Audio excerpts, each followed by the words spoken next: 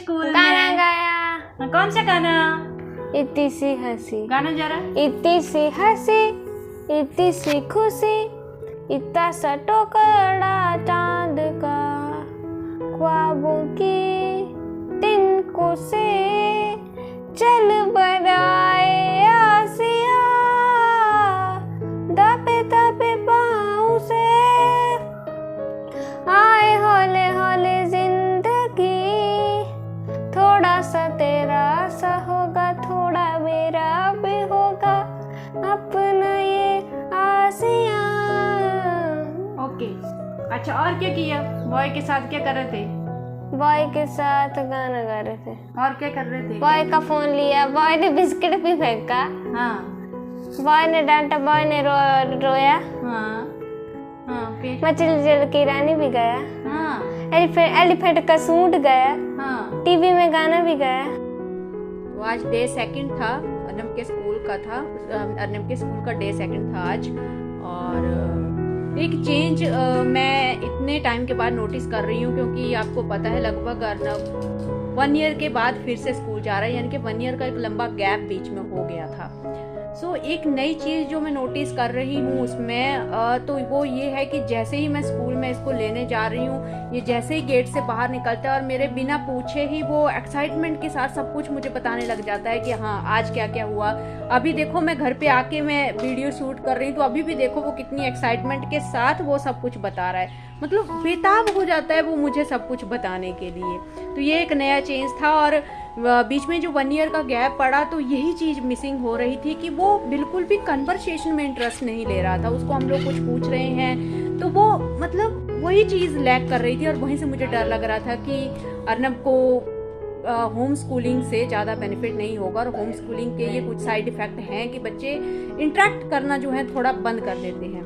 तो इमीडिएटली वो मतलब मैंने सोचा था कि चलो एक्साइटमेंट है, फर्स्ट डे है इसलिए मुझे बता रहे, लेकिन आज भी उसका सेम रिएक्शन था जैसे ही वो गेट से बाहर निकला। ये एक पॉजिटिव साइन लग रहा है।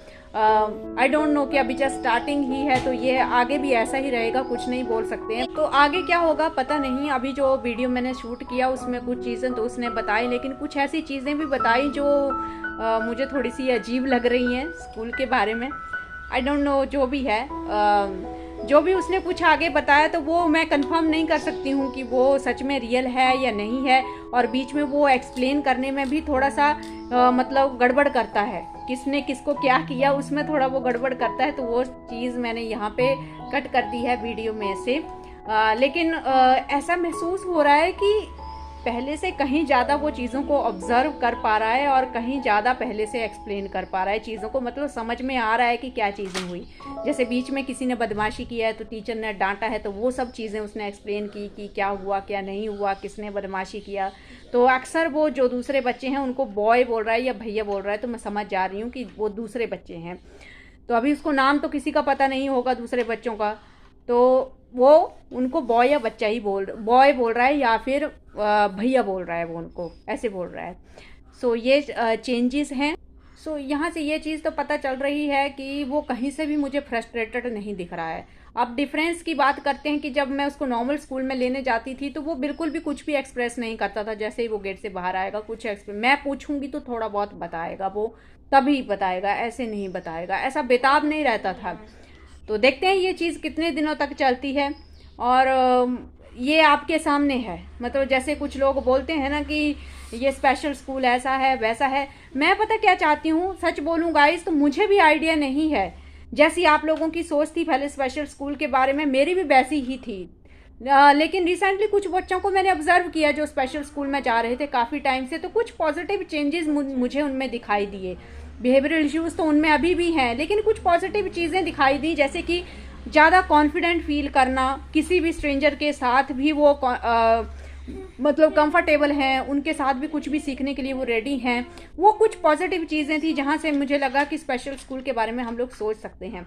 सो मैं कोशिश करूँगी कि स्पेशल स्कूल के बारे में जो भी पॉजिटिव चीज़ें हैं या नेगेटिव चीज़ें जो हम महसूस कर रहे हैं वो मैं आप लोगों तक पहुँचाऊँ। और बाकी जो भी अगर मेरे फ्रेंड्स के बच्चे वहाँ जाते हैं उनसे कुछ एक्सपीरियंस मिलता है तो मैं वो भी आप लोगों के साथ शेयर करूँगी। डेफिनेटली अगर मुझे ऐसा लगा कि स्पेशल स्कूल जो है वो, हाँ क्या है, बनाना खाना है आपको, है बनाना, किचन में है बनाना, बिल्कुल याद रखता है, मैंने बोला था आपको वापिस आके बनाना मिलेगा, वही ढूंढ रहा है वो। तो ये चीज़ है कि अगर स्पेशल स्कूल के बारे में मुझे कुछ भी अच्छा लगता है और एंड में ये चीज़ प्रूफ हो जाती है कि स्पेशल स्कूल जो है वो ज़्यादा बेटर है as comparison to main streaming, जहाँ पे बिल्कुल एक स्ट्रिक्ट डिसिप्लिन बच्चे को फॉलो करना होता है और वहाँ पे ग्रुप के साथ बच्चे को चलना होता है, 1-to-1 अटेंशन नहीं होती है। ऐसे माहौल से कहीं ज़्यादा बेनिफिट अगर स्पेशल स्कूल में हो रहा है तो डेफिनेटली फिर स्पेशल स्कूल को एक बड़े स्केल पे कंसीडर करना चाहिए ऑटिस्टिक बच्चों के लिए। तो अगर तो ये वाला जो बिहेवियर है, जैसे अर्नब इंजॉय कर रहा है वहाँ की एक्टिविटीज़ को, उसके इंटरेक्शन में हम लोगों को सुधार दिख रहा है। आप बिलीव नहीं करेंगे, 2 ही दिन में एक ऐसी बात हुई, शाम को उसके पापा उसको 1 महीने से सिखा रहे हैं कि जब भी तुम मेरा फ़ोन लो तो मुझे बोल के बोलना है कि पापा जी मुझे फ़ोन लेना है, लेकिन इतना बोलने के बाद भी वो अपने आप से फ़ोन लेता है और गायब हो जाता है। कल रात को उसने फर्स्ट टाइम, उसके पापा खाना खाने बैठे थे और बड़े प्यार से पूछा, पापा जी मुझे फ़ोन लेना है, और उसके पापा बहुत खुश हुए कि चलो फाइनली 1 महीने की मेहनत के बाद ये समझा कि मैं उसको क्या समझाना चाह रहा हूँ। तो मैंने भी बोला चलो फर्स्ट टाइम तुमने कुछ चीज़ सिखा दी। तो ये चेंजेस थे। उससे पहले मैंने देखा कि उसको ना, मैं जैसे मैंने सुबह कड़ी बनाई थी तो मैं दोपहर को उसको चढ़ा रही थी कि मैं लंच में भी आज कड़ी, मैं उसको पूछ रही थी क्या बनाओगे, तो वो कुछ नहीं बता रहा है। मैंने चलो कड़ी बना देते हैं, उसको कड़ी पसंद नहीं है, मैंने बोला चलो कड़ी बना देते हैं, हम कड़ी बनाते हैं ना। तो उसने मुझे रीज़न दिया वहाँ से कि कड़ी खा लिया, कड़ी बनाया था, मतलब वो समझ गया कि सुबह भी कड़ी खाई थी, अब फिर से कड़ी नहीं खाऊंगा मैं, तो मुझे वो रीज़न दिया। तो थोड़ा थोड़ा लॉजिकल, थोड़ा थोड़ा ऐसे महसूस हो रहा है कि थोड़ा थोड़ा वो इंक्रीज़ हो रहा है इन चीज़ों में।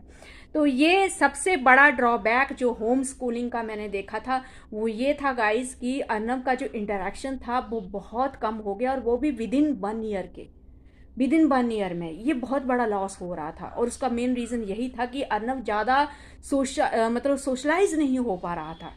तो घर में सिर्फ मैं ही हूँ, उसके पापा की 8 घंटे की ड्यूटी है, तो ये चीज़ मुझे अंदर ही अंदर खाई जा रही थी और मुझे बहुत ज़्यादा डर लग रहा था इस चीज़ से। तो मुझे ये चीज़ समझ में आ गई कि उसको जल्द से जल्द बाहर निकालना पड़ेगा। तो ये होम स्कूलिंग का साइड इफ़ेक्ट था।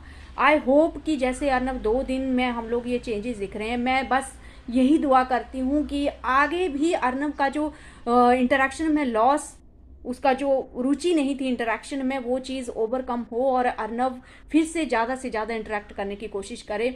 और हम देख रहे हैं कि उसका अंडरस्टैंडिंग पहले से बेटर हुआ है, खाली वो एक्सप्रेस नहीं करता था, उसने खुद को एक्सप्रेस करना छोड़ दिया था। तो ये चीज़ें हम लोगों को चेंज दिख रही हैं। अब लास्ट में ये बात मैं आप लोगों को बोलूँगी कि मैंने जस्ट शेयर किया है, ओनली 2 दिन मैंने जस्ट शेयर किया है आपके साथ। सो इस चीज़ को ये मत समझिए कि एक कंप्लीट रिव्यू है। मैंने पहले भी आपको बोला है कि एक कंप्लीट रिव्यू देना है या किसी भी चीज़ के बारे में जानना है तो उसके लिए लगभग 1 ईयर चाहिए, लगभग 1 ईयर चाहिए उसके लिए।